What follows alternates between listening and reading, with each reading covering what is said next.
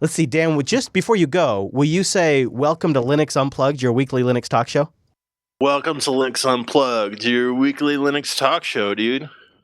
This is Linux Unplugged, episode 236 for February 13th, 2018.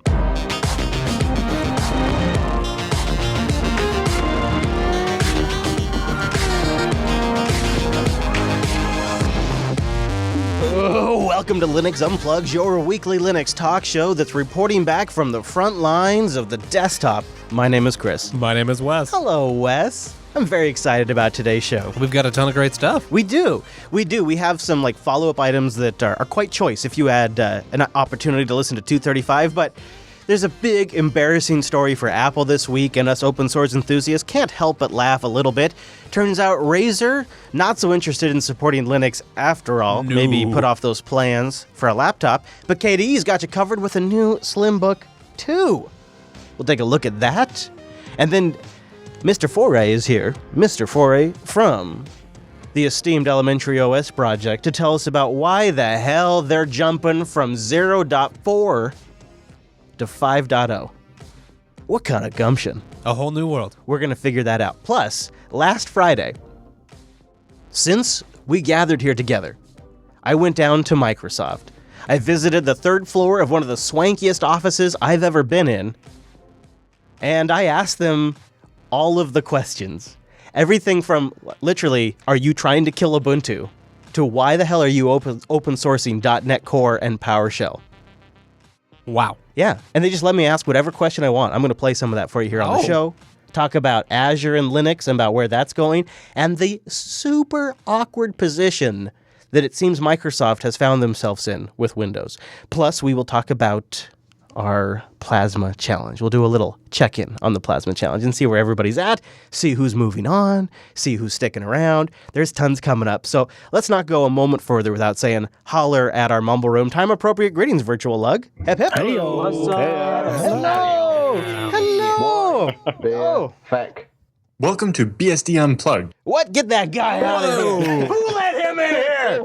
All right, guys. Well, we have so much to get into this week. And I have it all opened up in a tab on Firefox. This is by the way, just totally random. But I don't know. I'm week 4 into Firefox now, version 58 right now. I never thought I'd hear you say it. Yeah. This is the 3rd or 4th Unplugged with no Chrome. No Chrome. How's it going? I mean, you're still here. You don't seem to be pulling your hair out.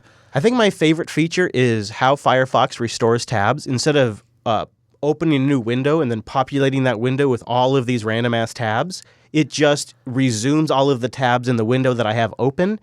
And the reason why I like that is because I can do it while my browser is on camera, and you have no idea I just did that. Just all silently in the background without lagging out my browser, without lagging out my OS. And my broadcaster's tip for you. I know, and my battery life's way better too. Anyways, totally random. And also random this week, I thought we'd start with kind of an embarrassing story for Apple. Ugh. They had some forced open source disclosure this week. Did you see this? The iBoot firmware. Yeah, they call it iBoot. Of course. What else would you call it? Anything but iBoot, to be honest with you. Anything, actually, but iBoot would be what I'd call it. Well, U-boot was taken, so. Anyways, it sounds like an intern or somebody at the level of an intern posted Apple's super secret firmware source code onto GitHub for whatever reason. They like the jail cell. And within hours, within about a day or so, Apple got a DMCA complaint filed with the GitHub company. But it's sort of no going back on this kind of thing. Once this thing is out there, there's really no taking it back. And you got to wonder if maybe jailbreakers and hackers can use this stuff. And what's weird is Apple's statement. Apple responded with a comment, something about, we do not rely on the obscurity of our source code to enforce its security. Oh. Yeah. One of those, boom. We were just happy to have it as a layer there for a while. Yeah. For as long as we could. Yeah, it sounded like the person involved was pressured from some of the community that wanted information about, how to develop jailbreaks and other such applications. Yeah. iBoot. And then it's leaked further than that. It's a second stage bootloader, Wes. It's just so, I don't know. There's something about all of Apple's stuff. You got the secure enclave, you got the iBoot, you got the T2 chip in the iMac Pro. It really feels like Apple is circling in on jailbreakers and the Hackintosh community just to give them the old traditional Apple butt wiener in about another year. Like, it's all of the things are lining up right now. The T2 chip is going to be something that will undoubtedly ship in new MacBook Pros and the new Mac Pro. And that is literally a iPhone system on a chip that verifies the cryptographic integrity of the Mac operating system. I mean, that's where their heart's been for a long time now. There's no way the Hackintosh community is going to have a quick remedy to that. That's going to be easy for anybody. And that's just gonna populate across all of the Mac platform. And then you combine it with all of the other techniques that they're doing, like with signing of applications and the Mac App Store. And it's just the Hackintosh community can't have more than 2 years. So maybe I don't think you're wrong, and a lot of this is in the name of security, and a lot of it can really be understood. Yeah, it really, honestly, we complain about things that some of this actually does solve, but from our perspective, as the 1% techie crowd, it's not. But okay, but if put yourself in the position of maybe you're one of these companies that's really buddy with IBM, and IBM now preaches the gospel of Apple, and they come in and they say replace all of your Windows 7 and Windows XP machines with iPads and MacBooks. I already did that. It's fine. It's easy. Okay, sorry. Anyways, that's just so funny. Like, what are you going to do, right? Anyways, so you go in there, you replace all your machines with Macs, because that's cheap. And then you really want to get to the point where you can verify that the operating system is secure and the applications are secure. And so it's kind of within the corporation's best interest that Apple does lock this shit down.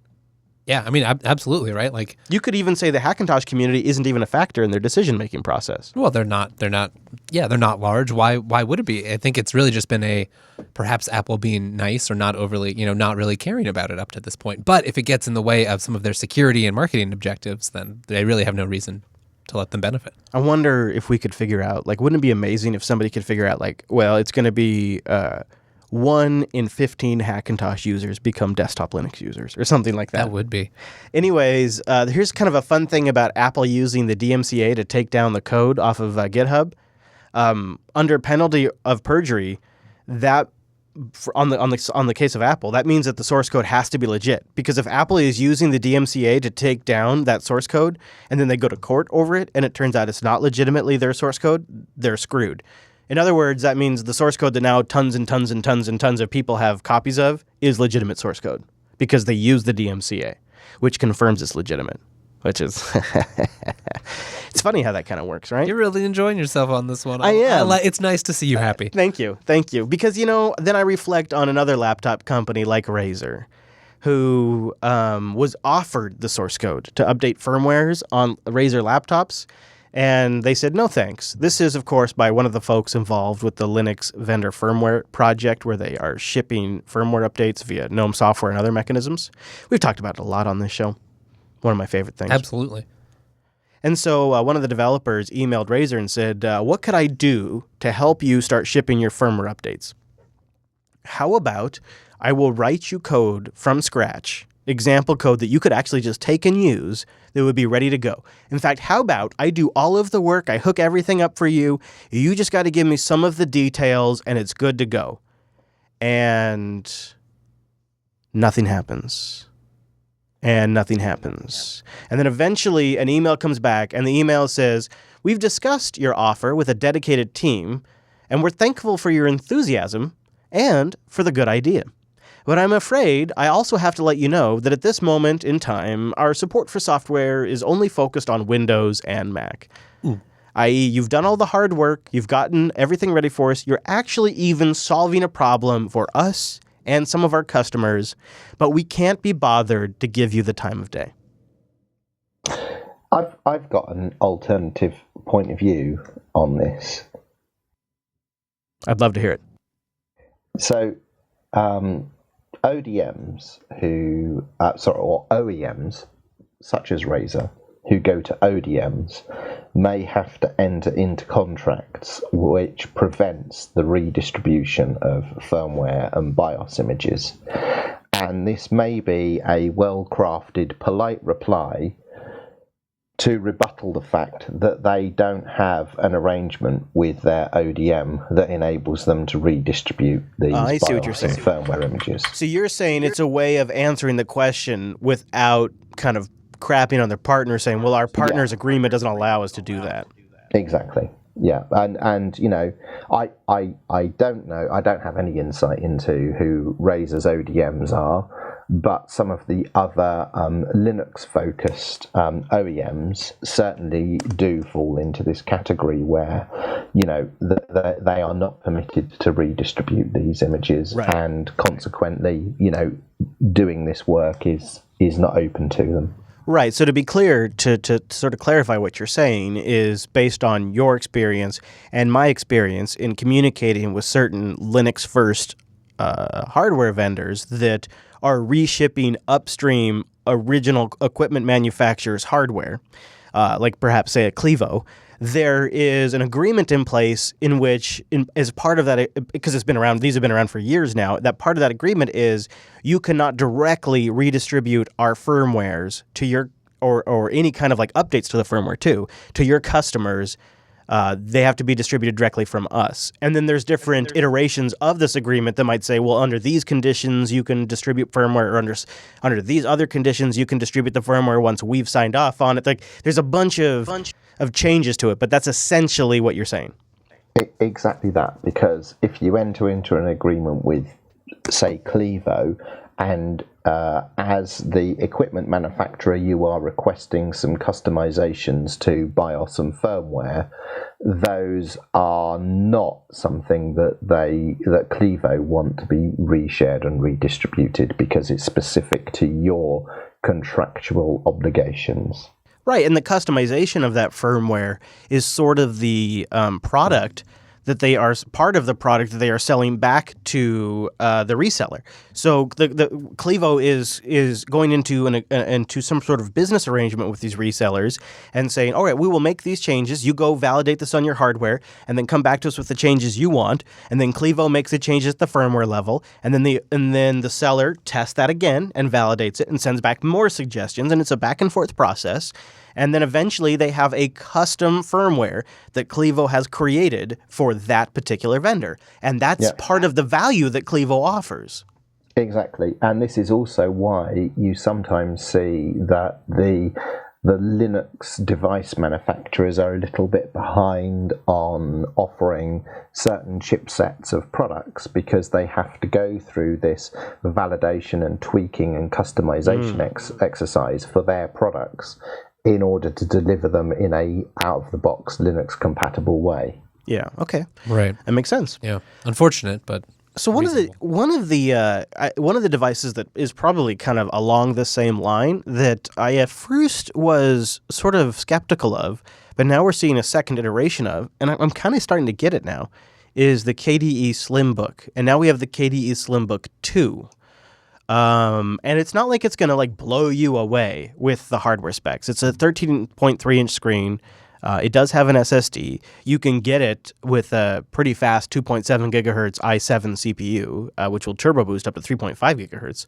And you can get up to 16 gigs of RAM. But it's not going to blow you away in terms of performance. But it is one of these situations where it's... How do you describe something like this, Wes, where a project can focus in on a singular target?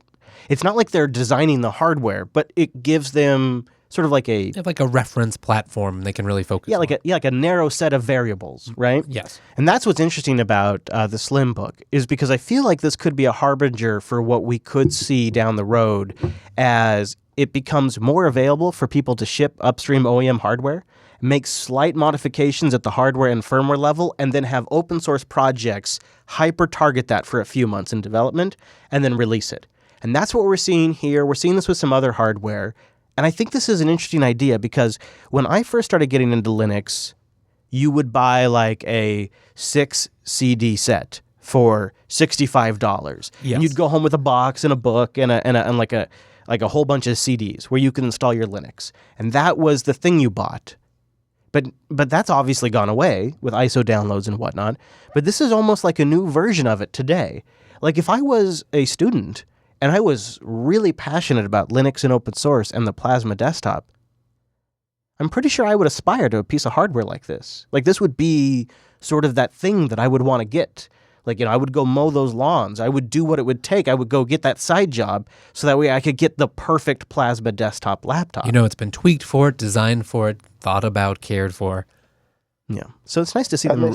Go ahead. This dovetails with the previous conversation, right, about working with ODMs in order to make the necessary customizations that the device that ships out of the box works with the distribution or operating system that is pre-installed. So I'm a big fan of this because this is the step change that Linux on the desktop needs.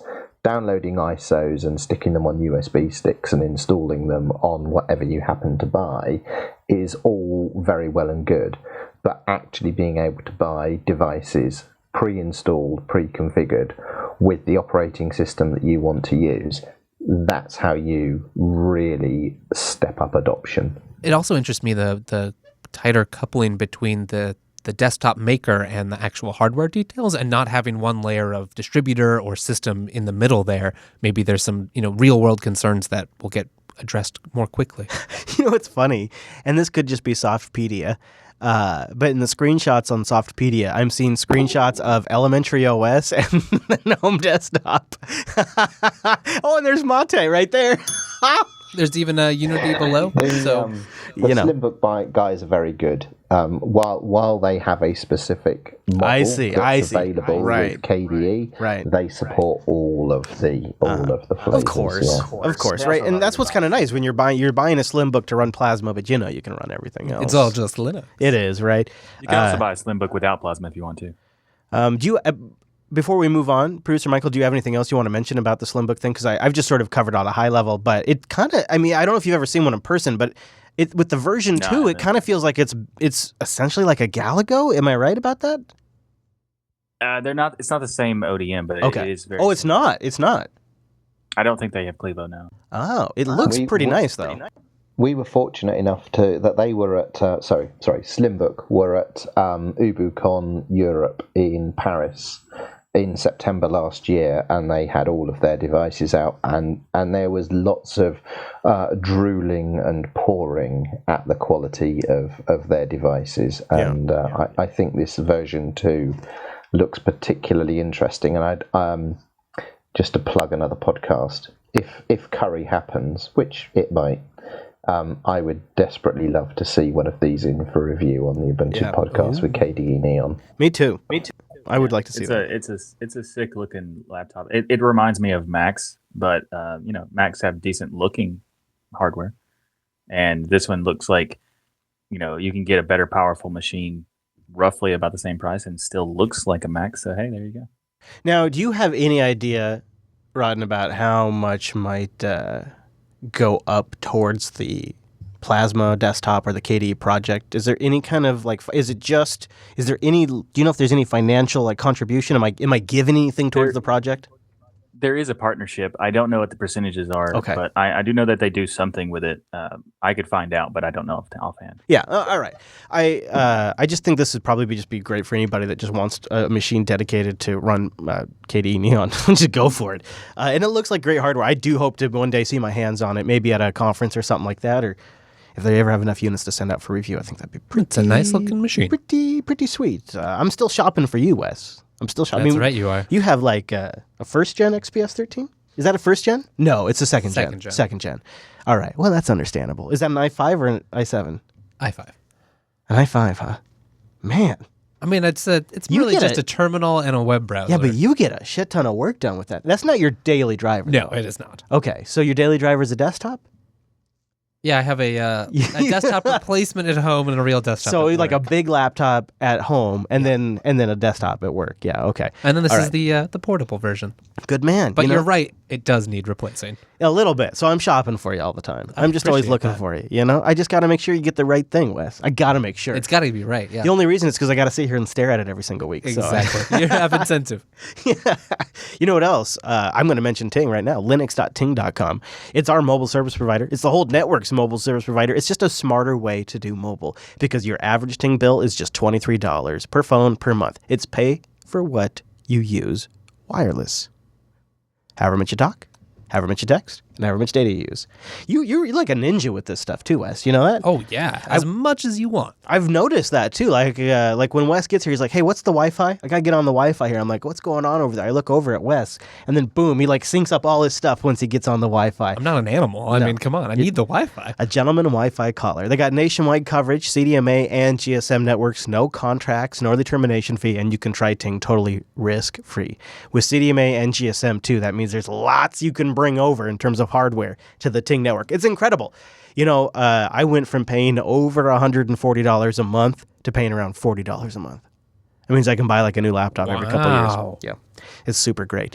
Start by going to linux.ting.com, support this show, take $25 off a Ting device, or get $25 in service credit if you bring a device. Linux.ting.com, and a big thank you to Ting. Big thank you to Ting for sponsoring the Unplugged program. Linux.ting.com.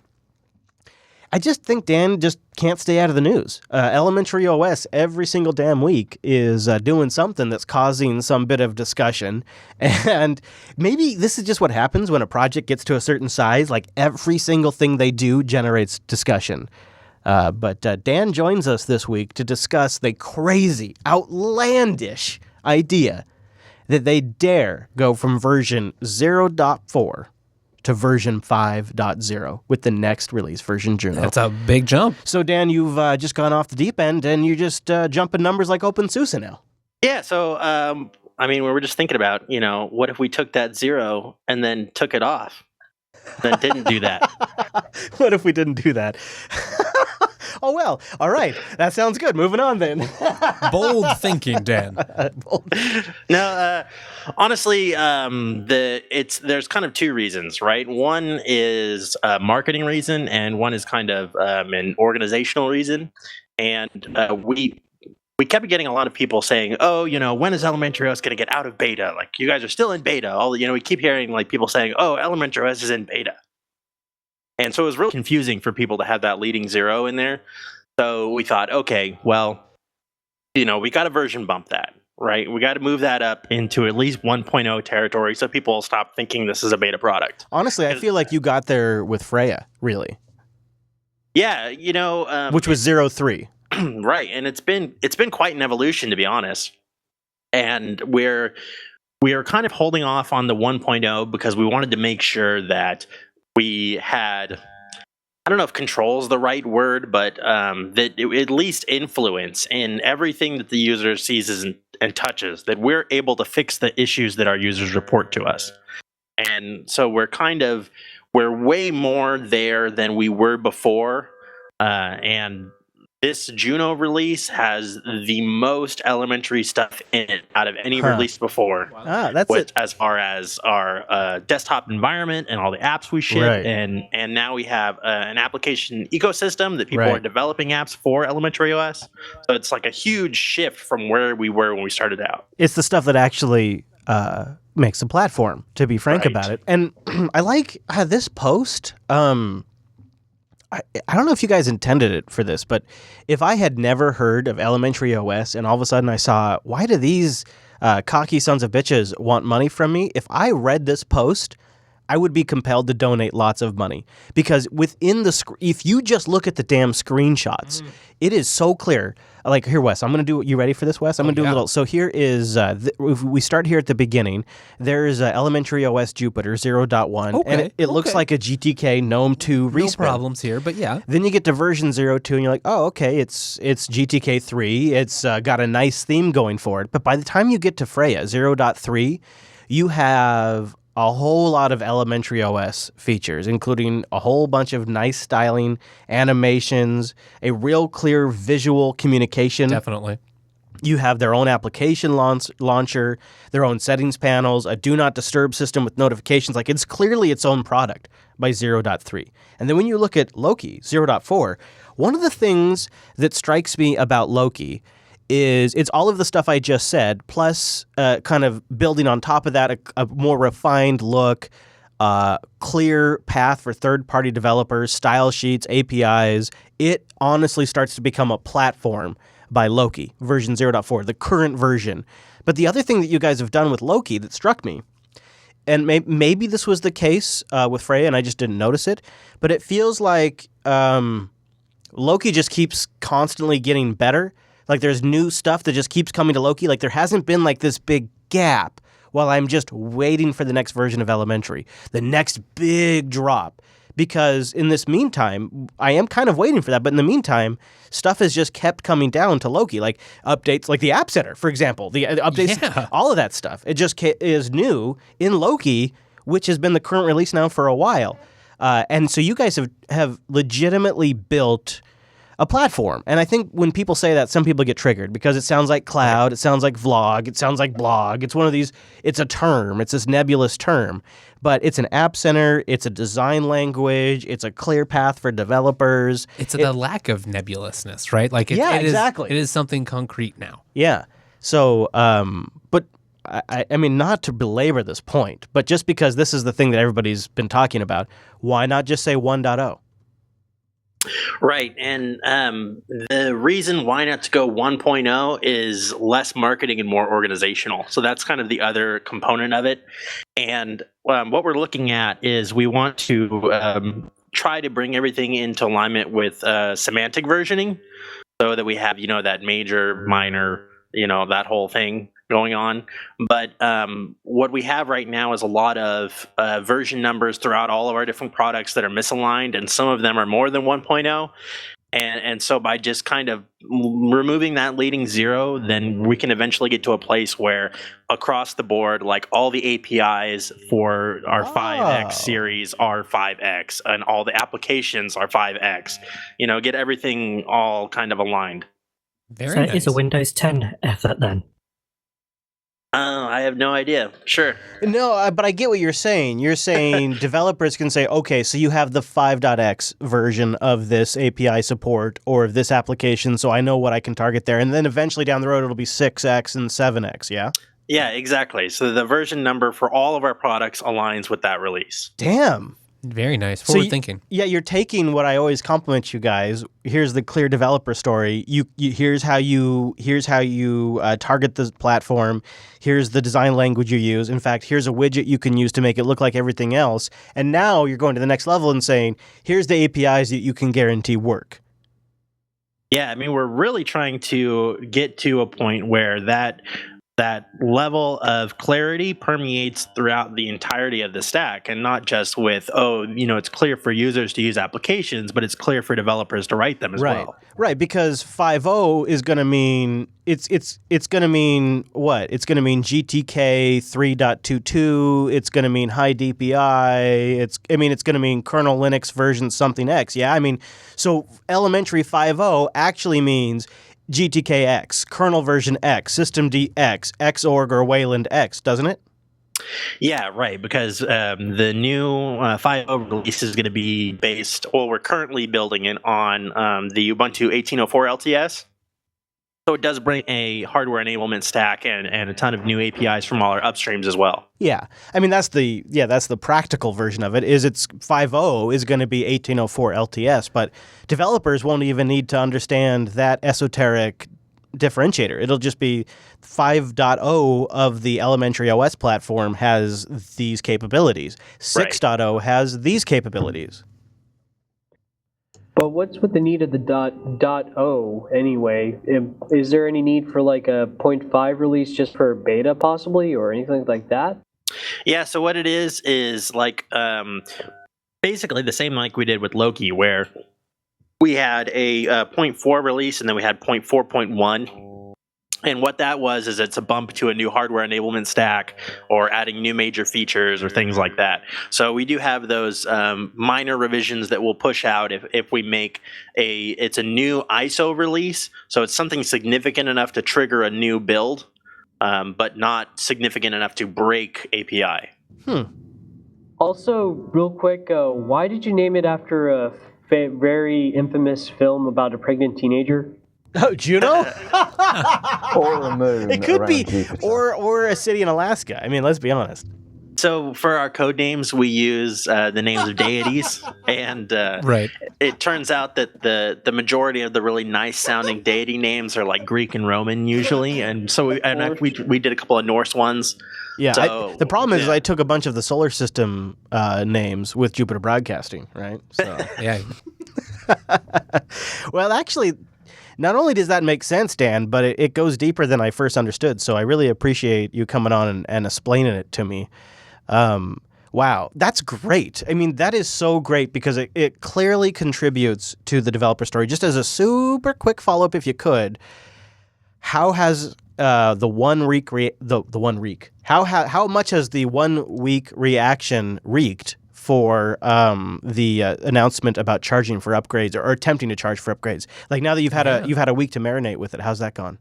I think it's been really good. We've got a lot of really positive feedback and interesting comments from people. And is interesting a way of saying controversial? Like really, like how is it? Is it like, are you guys like pulling back at all, or does it feel like full steam ahead?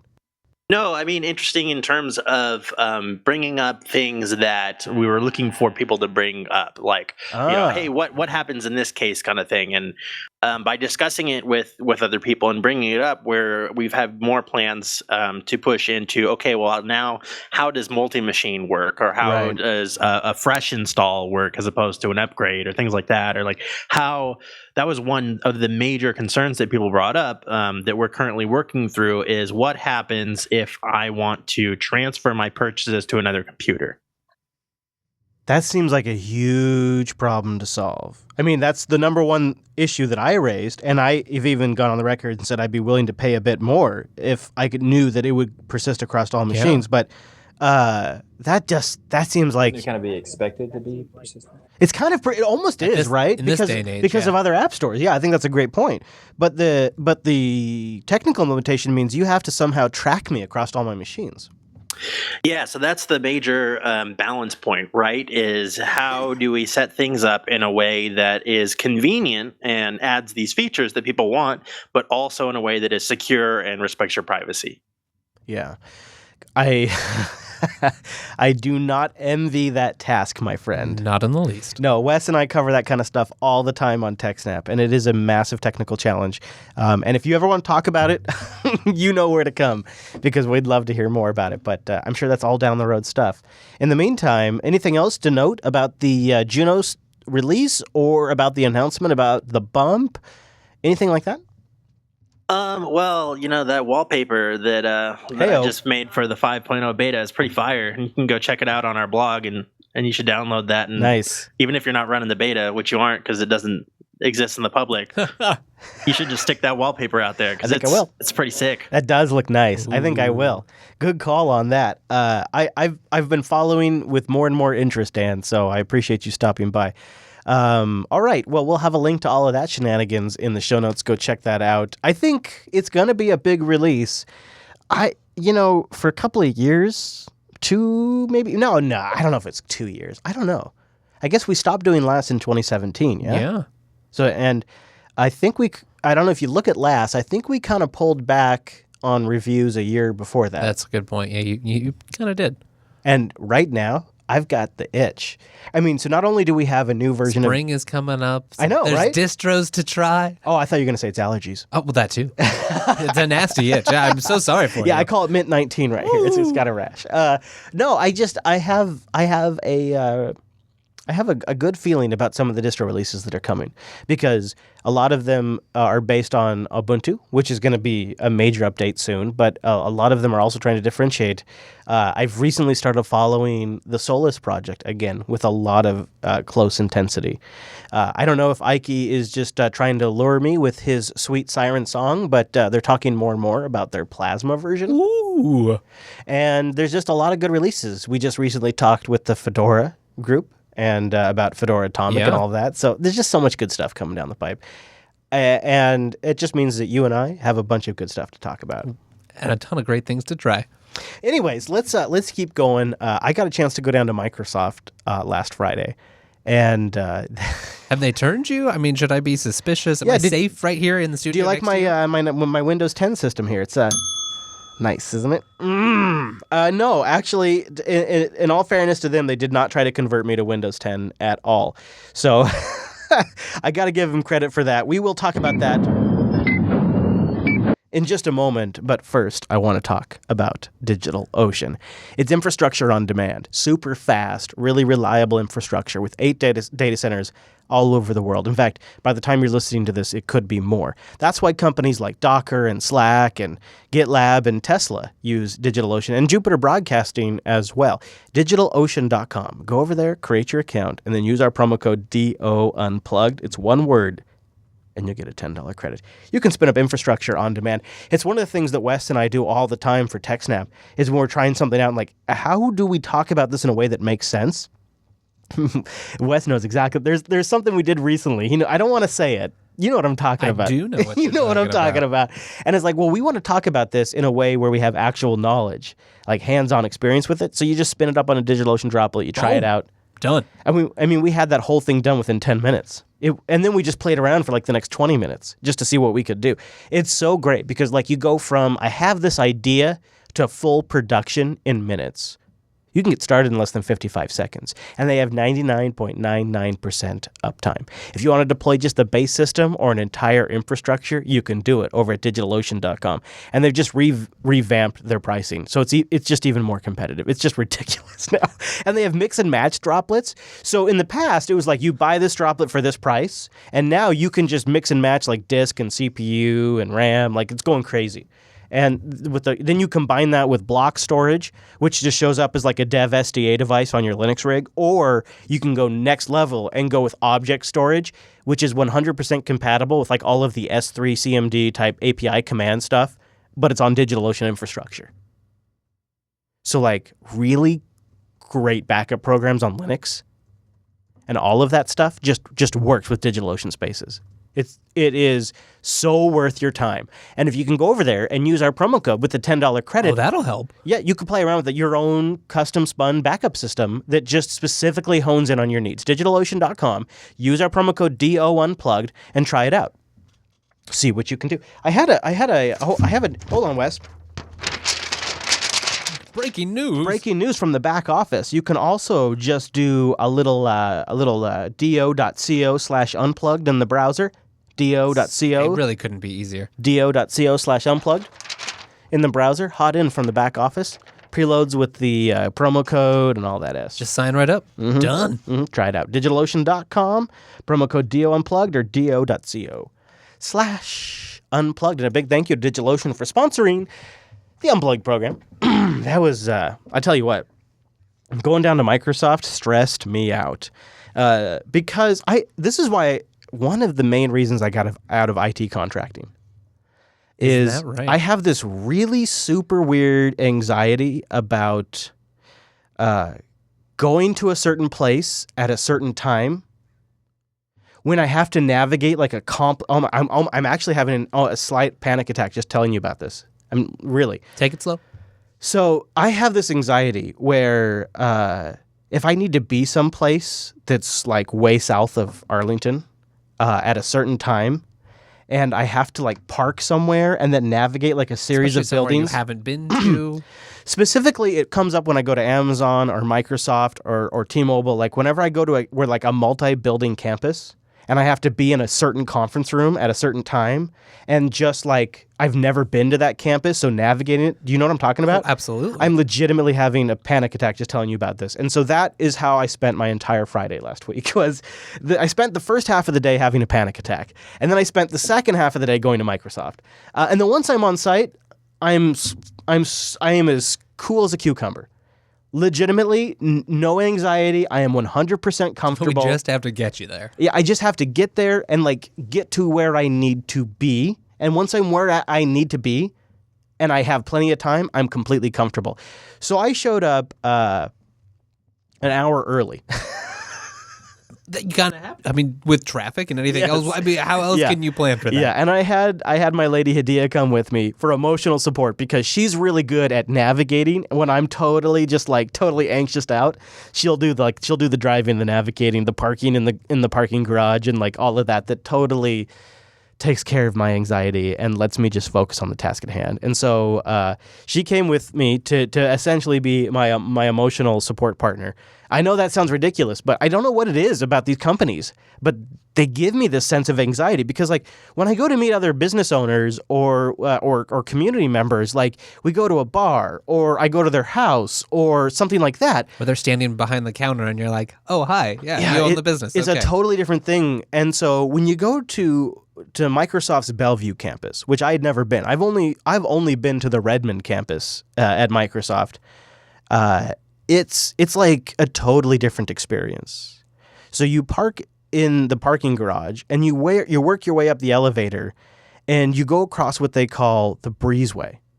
And I have a picture of it on the video version if you're watching right now of the breezeway. And it feels like you're walking through an old Roman palace with marble everywhere, fountains, Gucci stores with gold walls and LED lights. So that's why you look so nice today. Yeah, it is full of stores that I think get 1 or 2 customers a day. I mean, this is a very ritzy place in Washington, and Microsoft has they have 2 buildings, and the building I was going to is a temporary building. They call it the Braven Building. And when I finally got there and I got past the Gucci stores and the Prava stores and the water fountains and the statues, and I got through the elevator and got to the 3rd floor, I arrived at the reception desk. I'm checking in to see if someone I have parking to get validated. Oh, okay, if I can see your ID. And of course, I had to get the parking validated because that's what you do in Bellevue. Right, absolutely. But you know what was a little disorienting is the first thing that you see isn't the reception desk. It's funny. It's one of those things that's really, it just drove home to me. I'm obviously in a business filled with geeks. When you walk in through the main door, the first desk you see isn't reception. The first desk you see is tech support. Seems sort of appropriate. So you get there and you open up the glass doors and you see this huge desk. And you walk up to it and you're like, I'm here to see. And before you get those words completely out of your mouth, you see IT, you see support, and you see guys that look just like you.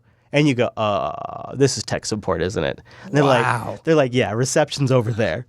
Like, we get this all the time. So obviously for geeks. And so we get there, we check in, I get the parking validated. I'm sitting around in like these future space chairs that look like they're off the set of Star Trek Discovery. Are you wearing any Linux swag? I did, dude. I wore thank you for asking. I wore the last finale hoodie with the final last logo with the year. It's the shirt I'm actually wearing now, only with our full run year on it. Okay, great. And I wore the hoodie. But underneath it, I wore my nicest blue business dress shirt, button-down business shirt. You're a professional. And I wore nice slacks. So I was going for the corporate lifestyle reject look. So that way they could acknowledge and accept me and wouldn't feel off-put, but yet would understand I'm not one of them. Right. You speak their language, but you're not a part of them. Yeah, that's exactly. And so we're sitting around in these Star Trek Discovery future chairs, and you're looking over this marble promenade that has fountains and glass fixtures and the Gucci stores, and then behind us are these future lights that look like they might be the transporter room on the USS Discovery. And as I'm sitting there just sort of taking all of this in, Jeffrey's assistant walks up to us. I mean, after all, Jeffrey is a fellow at Microsoft. Yeah. Hi, I'm Suzanne. Hi, Suzanne. Here to take you up. Sorry, my hands are cold. Oh, no problem. Nice to meet you. Will you go to that for me? Yes, I will. I'll grab the... Oh, geez. So I hand off the microphone to Hadia, and we go through several different layers of glass doors that she seems to authenticate with her badge. Naturally. And then the glass doors open, and then she says something to us that sort of stuck out, and I had to like think about it for a moment before we sat down, and before we did all of our conversations. She says to me and to Hadia, "Would you like to buy something to drink before we go into the conference room?"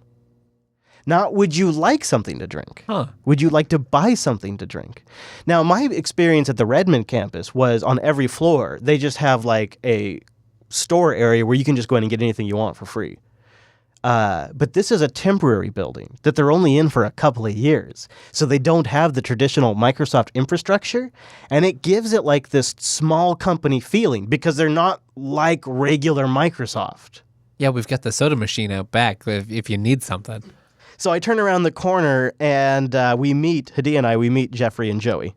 Thank you. Hi. Come get you Chris. down. Hi, Jeffrey. Hi, Jeffrey. Nice to meet you. Joey, nice to Hi, meet you. Joey. Hadia. Nice to meet you. This Nice is to meet Hadia. Hadia. Hadia, nice to meet you, Like, Hadia. like quesadilla. Nice to meet you. Yeah, excellent. It's really the only Where way should to we do it. sit? Where would you own the room? Oh, well, okay then. And Jeffrey might have been the most perfect person for us to talk to. Yeah, I'm Jeffrey Snover. I'm a technical fellow at Microsoft. He's been there for 18 years. Wow. And Joey also joined us. He's the PM for PowerShell. And what's great about both these guys is they're Linux guys. I'm Joey Aiello, and I'm the program manager for PowerShell Core. But while I was setting up for the interview, and so I apologize for the audio and some of the noise in the background, but we just had the recorder going. While we're setting up to start talking to them, Jeffrey tells me that 18 years ago, he never thought he'd work for Microsoft. You know, I was reading your, or listening to your podcast about, they're doing this and this, and it's like, no, that's not it. Okay, Yeah, good. exactly. Well, that's a good place to start. Exactly. I'll get You set up give for us recording. way too much credit. Oh, really? Oh, I see. See, I had some sort of master plan. Yeah. Well, I do tend. Yeah, that was the thing. When I started at the company, like that, the last thing I wanted to do was to come and work for Microsoft. You know, I thought them the evil evil empire. I knew all this, and then when I came and visited, you know, my joke was I never joined Microsoft. I joined this one executive. He was just an awesome exec, and then I got in here, and it's like, oh yeah, no, it's not malice. It's not evil. It's just people whose hair's on fire. People whose hair is on fire, which totally echoes some of my other industry experience. And so I'm like, oh, that's super interesting. Joey, the PowerShell project manager, says, oh yeah, me too. I was a Gen 2 guy. I never thought I'd work at Microsoft. It was the same for me. Yeah. Really? And come in from college, and I've been here almost 4 years, and it's. You weren't thinking you'd be at Microsoft either? No. But you come and meet a bunch of smart people, and everybody's solving problems, and it's like, oh, okay. Yeah. It's just you realize very quickly, you know, everything is always official, right? It's like you see something come out, like an update or something, and it's like, oh, it's Microsoft, right? That like put this you don't thing see the out, group and then you're behind like, it, the people behind like, it. oh, it's just like there's 3 guys over there that just like did that, you know. Yeah. Especially when it's a big company, you tend to think it's like, oh, it's a team of 1,000, Right. It's a team of 2,000. Right. Working on it. Right. Exactly. No, it's like Joe. Wow. Yeah, it was really kind of interesting because I felt from them like they wanted to advocate their position, and I got a sense that's kind of why I was there. And the PowerShell team specifically, you know, now Microsoft has open sourced a lot of things, including .NET Core, Visual Studio Code, and then PowerShell came along. And I think they knew that there would be a lot of skepticism in the Linux community. And they also knew that they had a long road ahead of them.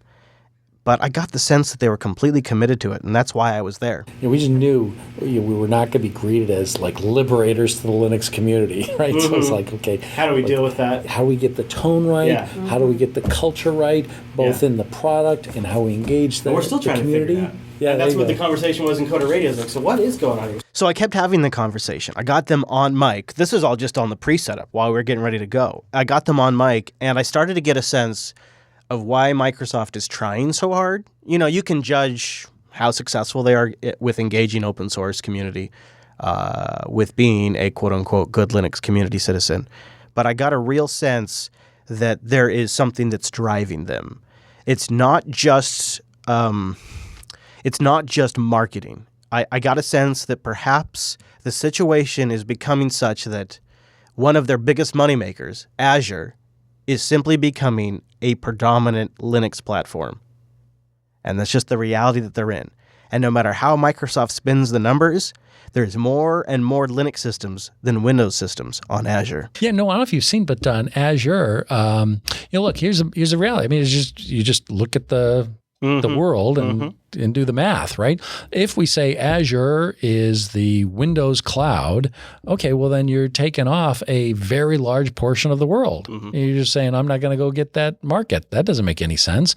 And then you can't be a trusted supplier to those companies that said, I want a heterogeneous world. So we have been investing for years in great Linux support, and now that number of Linux VMs is almost equal to the number of Windows VMs. That's impressive. Wow, that's That's I mean I think the last number I heard from Azure was 30% or something like that, which is getting higher and higher. Yeah, it's going higher fast. And he does one of these like way higher, like gestures. Yeah. Like it's maybe more closer to 50-50. And Microsoft can't spin that any other way. They have to acknowledge that reality. So he said something in there that sounded like spin, but I got a better understanding of it. He said, we've invested for years in Linux. Well, what the does that mean, right? Yeah, that's a very vague statement. I went deeper on that in Coda Radio this week, and I kind of encourage you guys to go check that out. I know that's a super punt, and I apologize, but we just talk about the tools that people use for developing software deeper in Coda Radio. So in episode 296, Chris goes to Microsoft. They specifically Joey, who we haven't heard from yet, talks more about retooling their Windows-only team around Linux and all of that stuff, which was really interesting. So we do deep dive into how they made that transition, but I wanted to talk with you guys about the really super awkward spot that I was sensing that Microsoft is in. And I really appreciated what they couldn't say in this clip. I want you to listen with certain kinds of ears on. Microsoft, I think, this is Chris here speculating, but I think Microsoft has realized that the future is not on Windows. The hot action for the future is not Windows. Perhaps maybe they even have some insights into what a shit show Windows is that we don't have on the outside. Yeah. And so they fundamentally understand at a level that we can't even appreciate on the outside of why Windows is not our future. I'm just going to speculate here for a moment. Maybe I'm wrong. But they seem to be in a very awkward position. They can't just come right out and crap on Windows and say, Microsoft is no longer about Windows anymore. Microsoft is all about open source and Linux, because they have 1 billion users on Windows who will go, well, what the hell, guys? What about us? At the same time, they can't come out and say Windows is the best thing ever, because they'll piss off all of the Linux and open source community, which is where they're trying to get to. However, we've had some experience here, and basically what we want to do is to not try and give a signal on any platform. As much as possible, what we want to do is we want to support all the platforms that somebody wants at the same time. Oh, okay. Right? So we had an exec that had come from Sun, and they said, yeah, so we're so committed to Solaris, and people thought, well, we're not committed to Linux, and so we said, you know what we're going to do? We're going to prove that we're committed to Linux. So we're going to do Linux a week before we release the Sun thing. And then their entire customer base said, oh, so you're not committed to Solaris anymore. It's like, oh, yeah, you just got it wrong. Yeah, so we don't always get that right, but wherever we can, we're going to say these are the platforms we want to support and support them all at the same time. And then I suppose right now, from a lot of our perspectives on the outside, it's a bit of spinning up to Visual Studio Code's out now, .NET's out, PowerShell is out. It seems like a bunch of catch-up, but what this really is going to just become the new normal. Yes, that's right. The new normal. Wow. So what is that? The new normal is they slowly bring a lot of things up to cross-platform over time. So PowerShell and OpenSSH come to Windows, and PowerShell comes to Linux and Mac, not because they just all of a sudden decided to flip a switch, but because they open sourced .NET Core, and then they rebase PowerShell Core on .NET Core. You see where we're going here? I do. And with that, after they've laid the groundwork for .NET and they've gotten developers on Git, and then once they've gotten developers understanding Git and taking pull requests and all of that, then they get them on Visual Studio Code. And once they have everybody on Visual Studio Code debugging the software, then they can launch PowerShell Core. And this, we go into more details in Coda Radio. But the thing that they said, which I thought was pretty remarkable, is PowerShell Core, the version that's on Windows and the version that's on Linux and the version that's on Mac, is replacing standard PowerShell on Windows. So no more PowerShell on Windows. I mean, it's going to be there. They're going to maintain it. Right. Well, of course. But the version that's shipping on Linux is the future of PowerShell Core. Do you see what I'm saying? Like PowerShell, the version that's on Windows, like the original version of PowerShell. I'm Joey Aiello, and I'm the program manager for PowerShell Core. And Joey here for PowerShell Core is the guy that's heading all of this up and helping them get ready to make this open source version to replace this version that's been shipping on only Windows for years. It's been phenomenal. Yeah. So we actually we're proud to state that in the release of PowerShell 6 that roughly half of the pull requests that came in for PowerShell 6 were from the community. So they've open sourced PowerShell. They went with PowerShell Core 6, and they've had a pretty good engagement from the community. But I thought, this was, I don't know, it's almost too perfect. So I wanted to ask them a few other questions about it. And I wanted to get specifically into bugs. So I'm going to replay this clip from the beginning and taking a perspective of what about bugs? What about like people contributing issues back to PowerShell? It's been phenomenal. Yeah. So we actually we're proud to state that in the release of PowerShell 6 that roughly half of the pull requests that came in for PowerShell 6 were from the community. In particular, we had a ton of work done in the web commandlets, the invoke web request and REST method layer by one contributor in particular, Mark E. Krause. There's also been a number of guys, just sort of cleaning up the long tail. Like, this is one of the great things about open source, right? You have people who know they need these really big features and are highly experienced and are able to code up, all these custom REST method and authentication headers and proxy bypass and multi-part support and all these things in the web request layer. But then you have folks who say, hey, all your error messages still say Windows PowerShell, right? And someone who has a lot less coding experience is able to sort of jump into GitHub, make a contribution for the first time, scrub all these error messages, and improve the product for everybody. And it's one of those things that we know is important, but that we'd probably not get around to, or if we did, something else would have to get sacrificed, right? And by having people who, the sort of Wikipedia approach, right, of like you have 1,000 people, fixing your typos, then you really end up with a much higher quality product. And we've seen a lot of that in PowerShell, and I think the that 50% PR community PR number is a testament to that. Yeah, okay, so that is pretty good. Yeah, but I pushed Joey a little bit further. I'm like, okay, yeah, but there must have been some sort of esoteric, typical open source community moment. And Jeffrey and Joey kind of both smile and they look at each other and go, well, there was the very first issue that came in that happened to be a bit memorable, and it happened to be from the curl developer. So we're all sort of very happy and patting each other on the back, and about 5 or 6 hours later, a pull request came in from none other than the creator of curl. I'm gonna get his name wrong, but first name's Daniel. A really awesome guy. We had an email exchange afterwards, and just a super nice guy. But the gist of the pull request was simply to remove 2 aliases from PowerShell. So some years ago, PowerShell had used a bunch of aliases for some of the core commandlets in order to entice or make things more comfortable for Linux users, with no expectation at the time that PowerShell was going to ship on Linux. So, for instance, ls was an alias, as was dir for get child item, right, to get the directory listing, or even cd, right? So some of the aliases that were added were curl and wget, and those were there to draw users to invoke web request and invoke REST method. Well, the creator of curl, rightfully so, said, that's the name of my project. You're not invoking curl. Curl for Windows has been out for a very long time, and you're making things really hard for my users who have to tack on .exe in order to run curl for Windows. So now that you're open source, you're trying to be good guys, like add this back or remove this alias. And we responded in kind, saying, hey, this is totally agree with you. This is a breaking change. We got to follow our governance process here that we had, fortunately codified very explicitly, and said this is our process for breaking changes. And he was very amenable and understanding of that. But within a few minutes of having posted that pull request, it was now number 1 on Hacker News.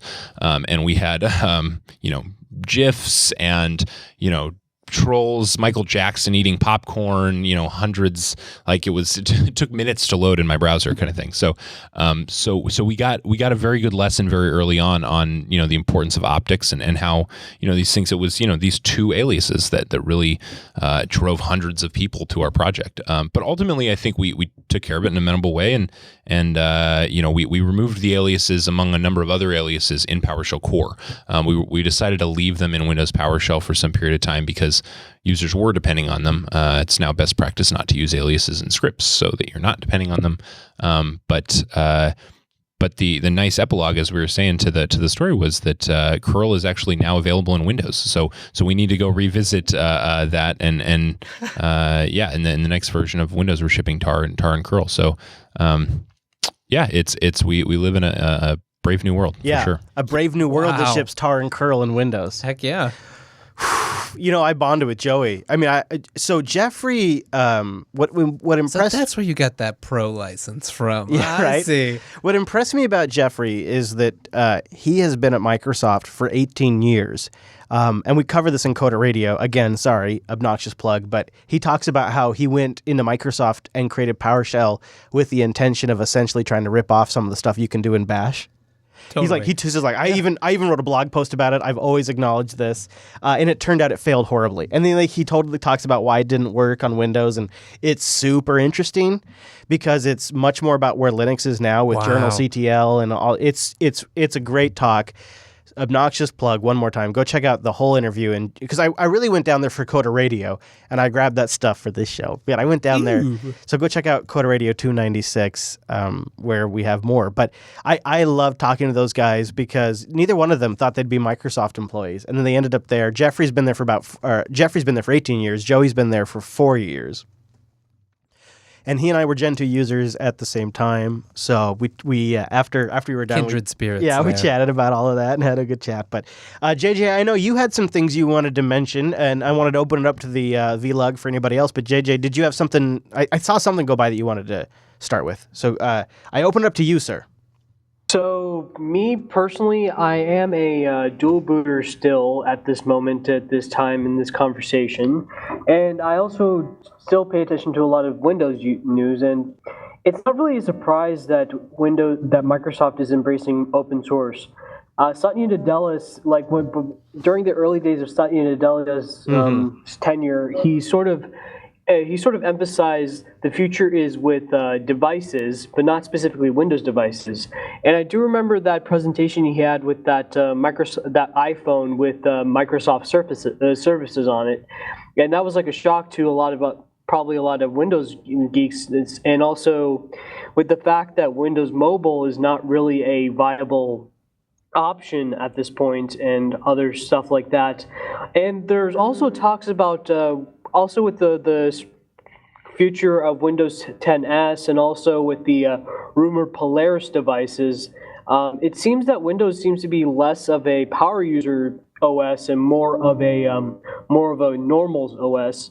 But I'm not sure if Linux will take. I mean, Linux will probably take over the power users to those who really want it. There's still those enterprises who sort of are not looking at Linux at the moment, and I'm sort of it's sort of a mix. So I couldn't put this in recording and play it as a clip, but the thing that I walked away with, the understanding that I managed to achieve, the meta understanding was, how do I put this in a way that's not insulting to myself? So a lot of the stuff that I have sort of been calculating as a master stroke by Microsoft to sort of embrace and extend Linux isn't so much that as it is the result of about 3.5 years of people that used to be suppressed that now have a little more leverage. And certain people were laid off and made room for folks like Joey about 4 years ago. And guys straight out of college that were running Gen 2 4 years ago were allowed to come into Microsoft and run things like the PowerShell group. And they did a bit of a changing of a guard. And there were people like Jeffrey, who's been there for 18 years, who were always kind of hip to, I'm coming here as a former Unix user and I want to bring Bash to Windows, which is where PowerShell came from. So he was already kind of hip to the future direction. So folks like him now have assistants and their own corner office and their own people working beneath them, and they can summon podcasters like me to their office. Yeah. Because they hold way more authority than they did under Ballmer or Gates. And folks like Joey, who's 4 years out of college, are running the PowerShell Core group now. and he's like he's got people on his team where they run Macs. That's all they do is they use Macs. He's got a guy on his team who runs Arch. He's got plenty of users. We talk about people that are running Ubuntu because they're working on PowerShell, which is a shell, so they have to be using it every single day to work out the things that shells do differently on different operating systems. Absolutely.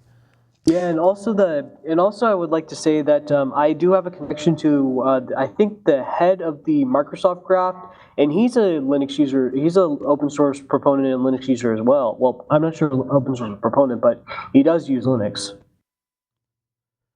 Yeah, I kind of wonder if it's if the big secret about Microsoft isn't anything that we've speculated about.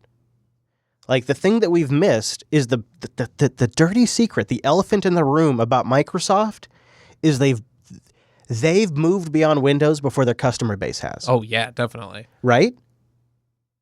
Very much so. But they're still making money from it. So they can't say anything. And it's super awkward for them. And so like you go down there and these guys are pretty enthusiastic about what they're doing. And they can't come right out and say Windows is the past. Because they'd be happy for people to continue using Windows for the next 25 years. Go ahead, they'll sell it to you. Platforms. Yeah, go ahead. We'll ship it on Windows, we'll ship it on the web, we'll ship it on the Mac, we'll ship it on Linux. We're happy to do it. They used a term that we go into more detail on Coder Radio, but they use a term called ambient Microsoft. Ambient Microsoft. They just want to be anywhere and everywhere that you might need them. And he said, Jeffrey, the mission that was communicated to him by Satya directly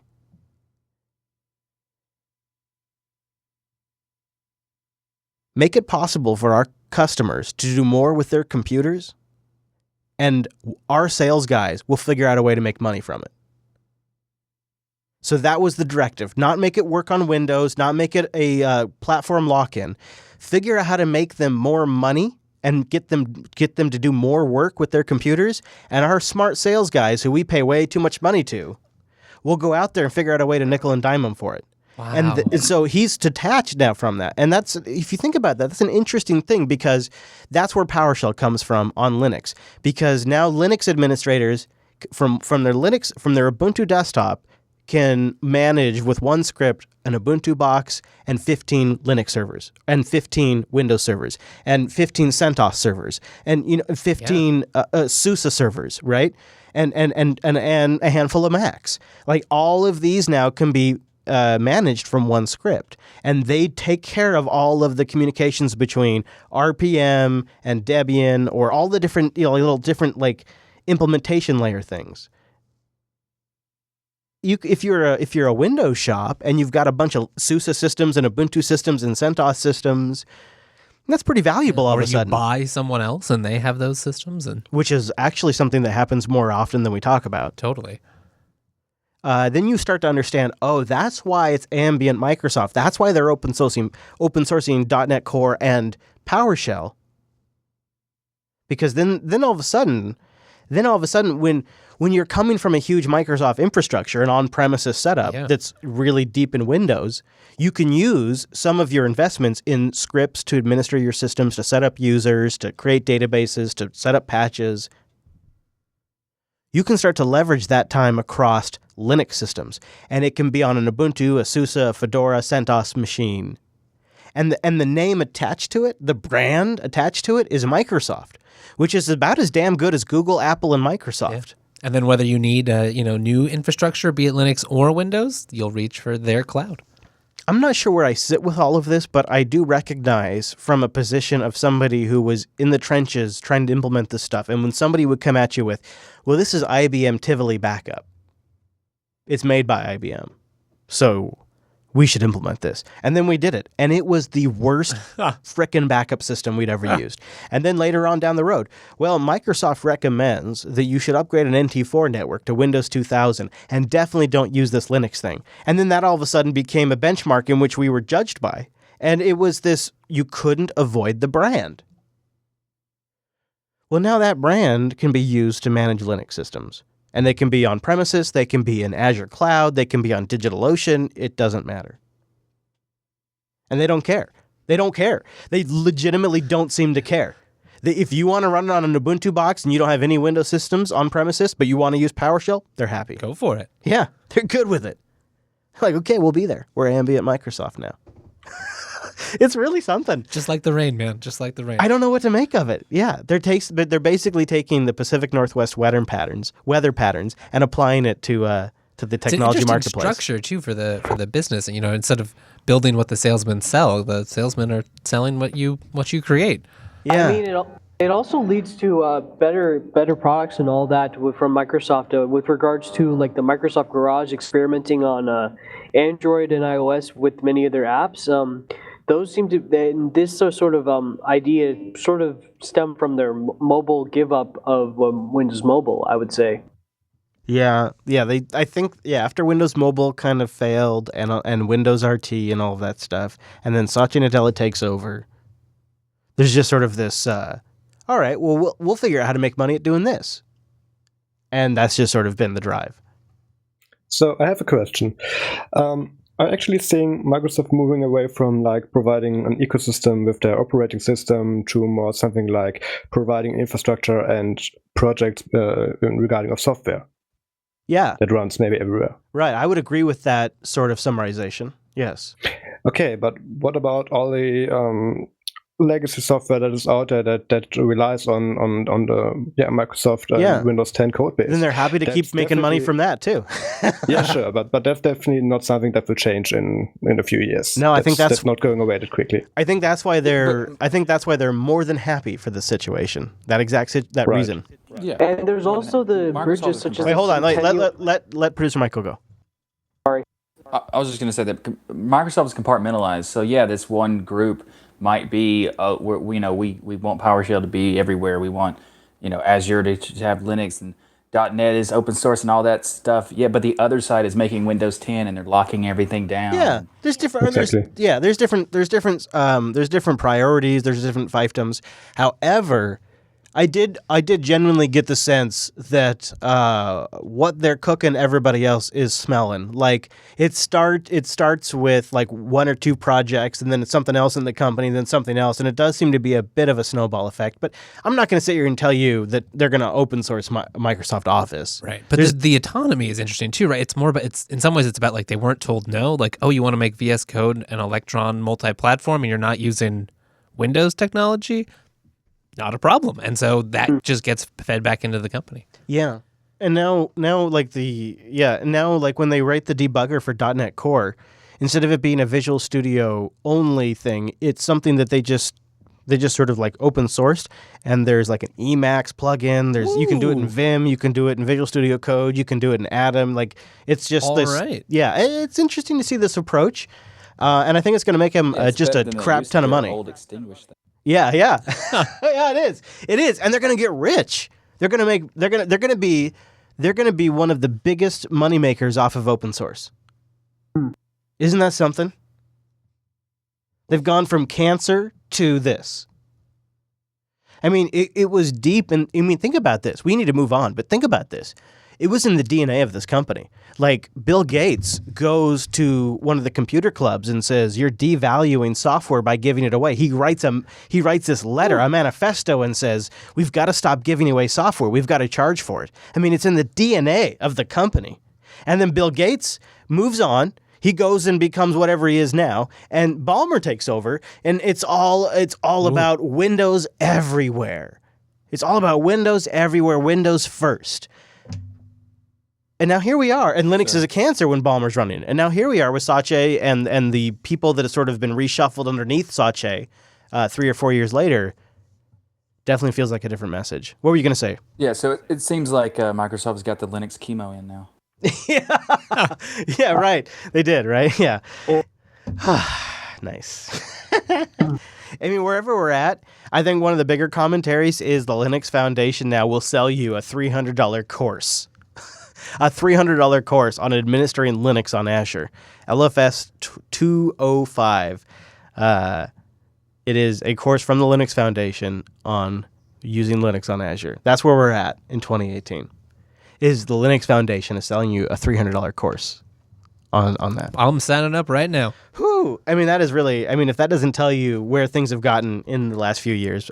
So everybody's waiting around for it. I appreciate all you guys waiting. We're going to do our plasma check-in. Everybody, you're running it. Yeah. I'm running it. I've been updating like crazy. Great. Yeah? You even did too. Like, I thought you weren't going to update this. I don't know, for some reason, I thought you were like on a different version or something, but... I thought I was too, but no, I've been keeping up better than I realized. Look at me. I know. You know what, Wes? This is what happens. Wes either manages all his systems with like this centralized management platform that can handle millions of systems, or he's just apt-get updating like a maniac, and and then a little upgrade here and there, and who cares, right? You know it. I like how you roll, Wes. Well, so I've been trying out KDE Neon User Edition, and other folks like I think Popey and I know Noah have been trying out KDE Neon LTS Edition. Well, those evil planning sneaky jerks over at the Neon project who have been setting all of you LTS users up for ages, preparing you for a big trick, have pulled out the rug from underneath you and devastated your lives by hiding the Neon LTS edition. So I got to tell you, so every week there's a couple of stories that I get a bunch of feedback on, or like links. Yep. And I'm not saying this to stop any of it, because sometimes it's actually a very valuable data signal. So I'm not disparaging those of you who did this, but I got a lot of telegrams and tweets and emails this week about, hey Chris, did you see what they're doing? Hey, did you see what they're doing, Chris? And they would send me the link to this blog post. It's short. It's one paragraph. It's one dense paragraph by Jonathan Riddle over at the Neon blog, and it says this.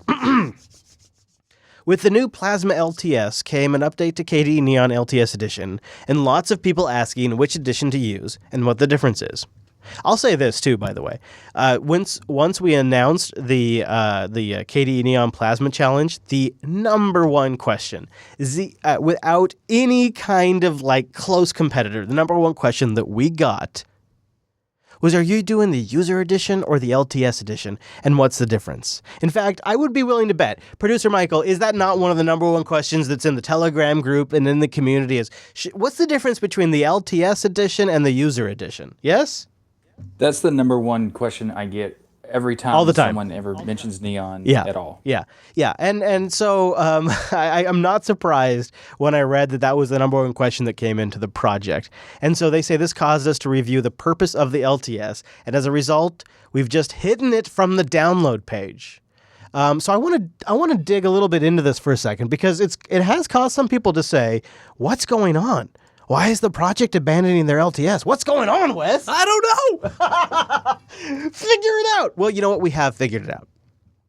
We have. And we'll tell you more about it here in just a moment. But first, as we do here on the show, we got to pay the bills. We got to thank Linux Academy. And I got to thank everybody for signing up at Linux Academy.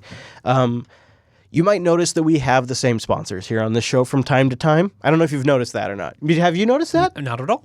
Yeah, I appreciate that a lot, Wes. No problem. I got your back. Yeah. Just like Linux Academy. Yeah, they do, don't they? And here's why. We could spend our time researching show topics, contacting guests, building community, trying out different infrastructure items, or I could spend my time selling the show to different advertisers. And I could have mattresses on here.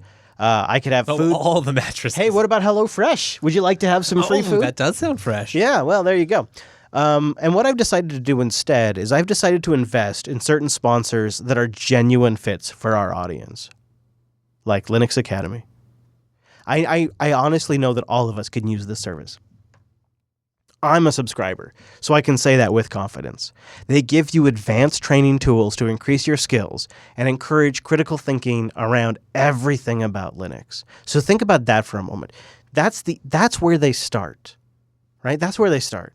So that's going to make you super competitive in the industry. And then they give you the tools to accomplish this, like hands-on labs, scenario-based labs. They'll spin up virtual machines if it's AWS or if it's a local Linux box. You can SSH into that and get a hands-on experience. They have human beings, actual instructors that can help you whenever you get stuck. They have self-paced in-depth video courses on every Linux, cloud, and DevOps topic. And my favorite freaking feature about Linux Academy is their course scheduler, because I've got 3 kids, I run my own business, and I fancy myself a road tripper. So when the hell am I going to get any kind of studying done? When am I ever going to learn about new things? Well, my friends, Linux Academy has a course scheduler. You pick what you want to do, you set your time frames, and they'll help you stick to it. If you want like reminders or goals, you want to download the study guides, they'll help you do all of that. And then when you're ready to take the exam, they've got testing for that too. linuxacademy.com/unplugged. Go there, sign up for a free 7-day trial, and support the show. linuxacademy.com/unplugged. And a big thank you to Linux. I know, right? A big thank you to Linux Academy for sponsoring the Unplugged program. Okay. linuxacademy.com/unplugged. So guys, let's do our Plasma updates. Let's do our Plasma check-in, because I thought this would be like a big production because we made a big deal about it last week, and now that we're here, I just have a big this is what I'm doing now. This is how I'm doing it from now on. Like, it's just sort of now my life. I don't have like a, oh man, Plasma totally failed me story. I don't have anything like that. It's just a big, this has been great, and I would say I like it better today than I did the week before and the week before that. Is that right? Yeah. Why? Well, the 512 upgrade was solid for me. But and I think you experienced this today too. Yeah. When I move between machines and then I open up console, and it's been like a week since I've opened up console, and that son of a bitch opens up in the same exact place that I opened. You know what I'm talking about? Sure do. It opens up in West. It's just right there. Right where I left it. Right where my memory goes, where my muscle memory goes. It's like super small stuff like that. I mean, it's that times 1,000. I know that seems stupid and small, but if you add it up to all of the stuff, like the quadrant tiling, when I'm moving my windows around, and the way it snaps, then I can resize, it just works so damn fast and efficient. I can't even help myself. You feel like you're coming home a little bit more. And Yeah. Gnome It's felt like mom's it was cooking. nice, but it was more like I was using a public terminal, and I kind of spun up a new shell. No, you know what? Here's what it is, Wes. Like, Gnome is like me living out in the city. You know, I'm out living in the city. It's clean. There's a lot of different delivery services. It's kind of got like a coldness to it. That's Gnome. That's Gnome. But like Plasma is like coming home to mom's cooking. Get it out of here. And it just is delicious. It just works the way I want it every time I come back to it. You know, it's just the same thing mom's been making me for the last 3 weeks. And if Cheesy goodness right there on top. And if I haven't gotten, I'm gonna underball this. Everybody likes to exaggerate on the internet. I'm gonna under-exaggerate here for a second.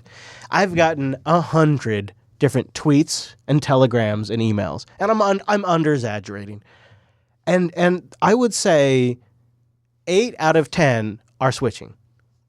Wow. Yeah, I would say there's a couple that are like not working for me. In fact, the number one thing I think I've heard, because it's about 5 of them, is they're going back to Cinnamon. Cinnamon. Interesting. Cinnamon.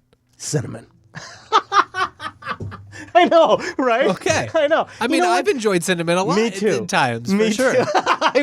Me too. It's just funny, though. It is funny, right? Okay. I'm not trying to laugh at them. No, not at all. No. I'm not. Because I've been there. But it is like a weird one.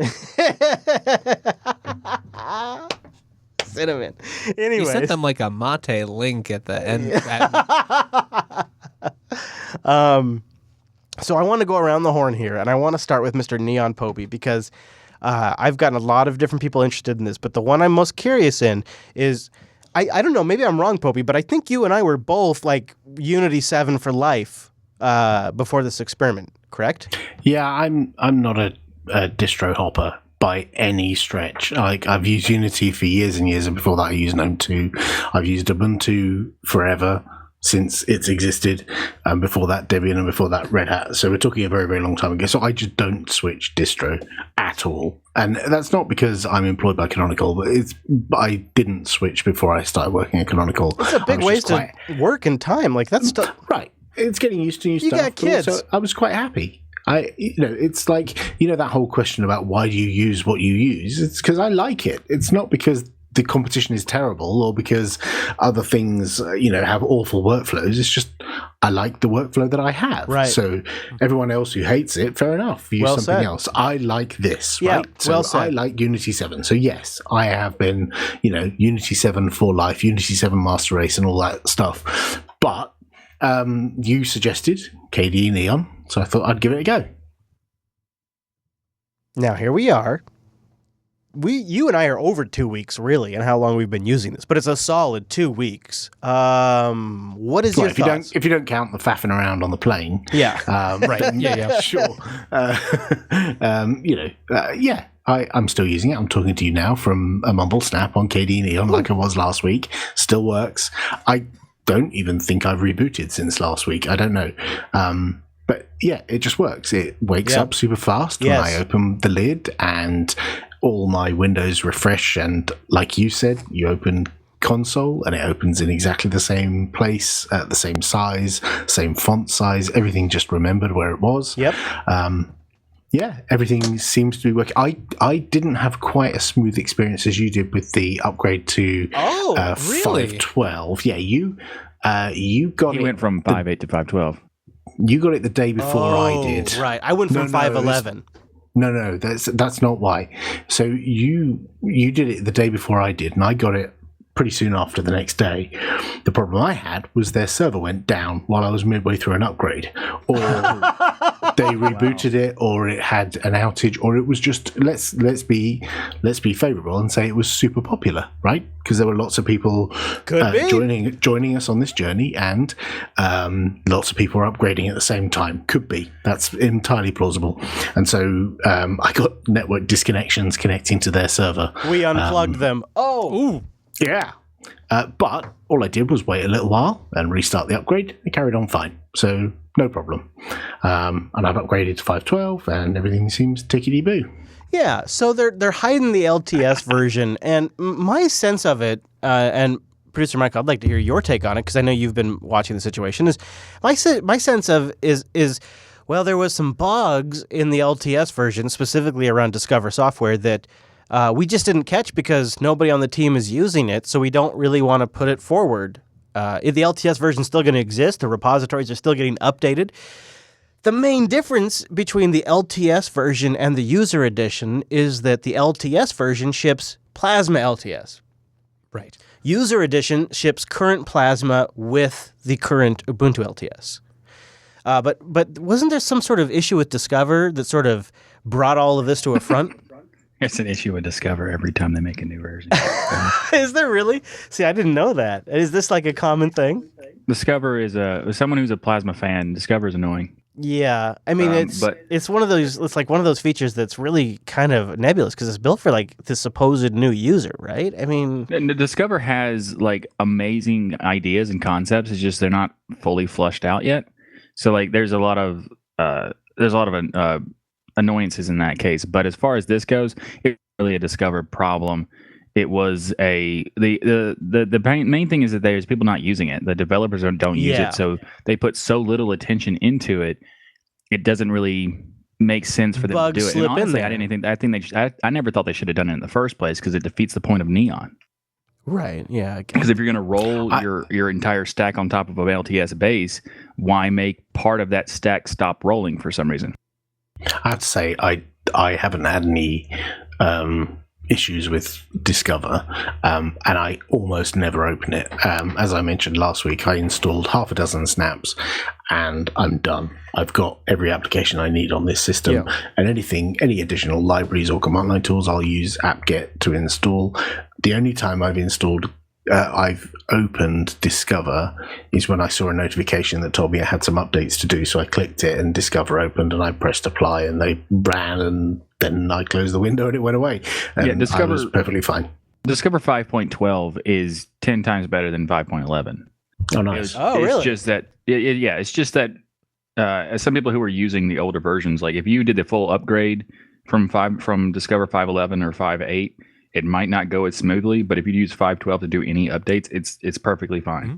Like I've done updates with Discover just to test it to see if it would do like the full thing, and it most of the time works. But when it fails badly.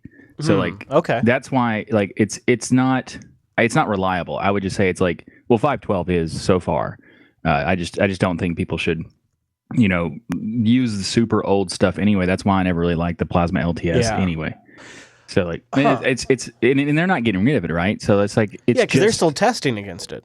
Yeah, they still use it for development. When I did the Plasma video, I had to do like some benchmarking, so that was perfect that they had it, so I could use 5.8.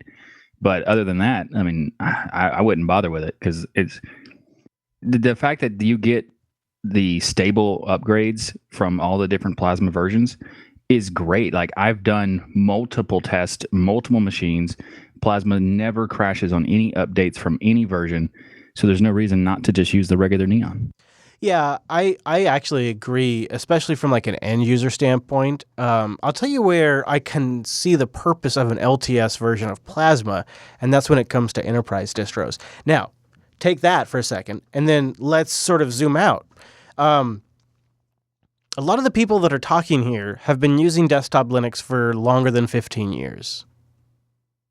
So we all kind of have some standing in this area. Popey, were you going to say something? No.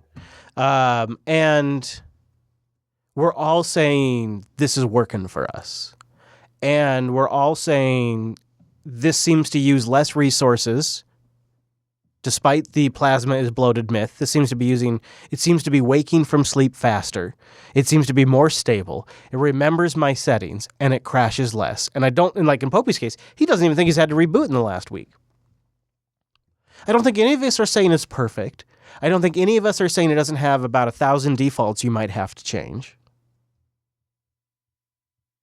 But I think I just checked. I've got an uptime of 6 days and 13 hours. Nice. So no, I haven't updated since last week's show. Yeah, and let me see. So this machine here that I do every single show for Jupiter Broadcasting on currently has this has an uptime of 5 days with 3 users, and I think that's only because I rebooted after I updated it to 5.12 5 days ago.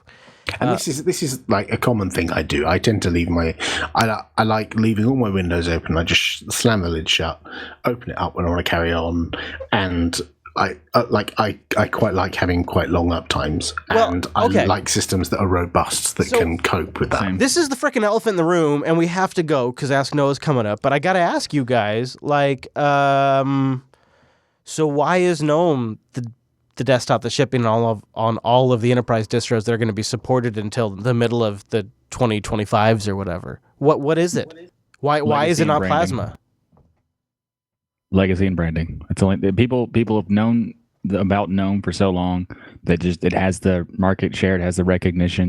The whole KDE Plasma or KDE's bloated thing that's been going around for years, which has never been true at all at any point, and like people just kept saying it. There was one bug in 4.2 of Plasma that made it sluggish for about 4 weeks until they replaced it with 4.3. And at that point forward, it was fine. But that one thing just created this weird onslaught of just bad reputation for KDE, bad reputation.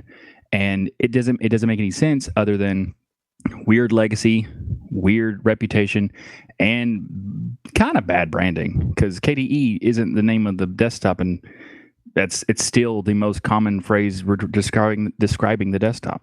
So they need to fix their branding. I'd say probably the reason why people choose or projects have chosen GNOME is probably because there's $1 billion company behind it. Like most of the if you asked any person in the street who's behind GNOME, they'd say Red Hat. They wouldn't say a community of developers, which they might say for KDE or Plasma. They'd say there's a community. Nobody knows who Blue Systems are, or or how much money they have in the bank, but Red Hat are a well-known company, long-established, well-respected company who are behind the GNOME project. So I think that's a reasonable reason why people choose them. Yeah, I think that's it, and that seems pretty reasonable to me. The only problem is that we are heading full steam ahead into GNOME. Even though a lot of us in this room who've had a lot of years doing this are saying maybe, and I think that's why we see a lot of projects like Solus and Elementary OS that are trying something a little different to try to strike that difference, and Ubuntu Mate and the Mate project itself. Also, I bet you it's something to do with, as far as like the technical aspects. There's been a long thing of Qt. People had a problem with Qt licensing and stuff, and they didn't want to deal with that. Maybe true. So that didn't help. I don't know. It's not a zero-sum game. For KDE to be good, GNOME doesn't have to be bad. Exactly. For GNOME to be good, KDE doesn't have to be bad. They can both be good in their own right. Absolutely, 100%. It just happens to be that Plasma is good and GNOME is bad. Oh, no, come on. It was so good there. We could have been the perfect ending, and then you took it from us. But I want to echo that point. I think Popey's completely right. And it may very well be that they excel at different things, and that the mass market, perhaps GNOME works well. Right. KDE works better when you have a foot in the game a little bit more. Yeah. Either way, I think a lot of us are sticking around on the Plasma desktop, which is pretty awesome if you think about it. That's going to be, I don't know. It's a big switch for a lot of us. A new era. It is a new era.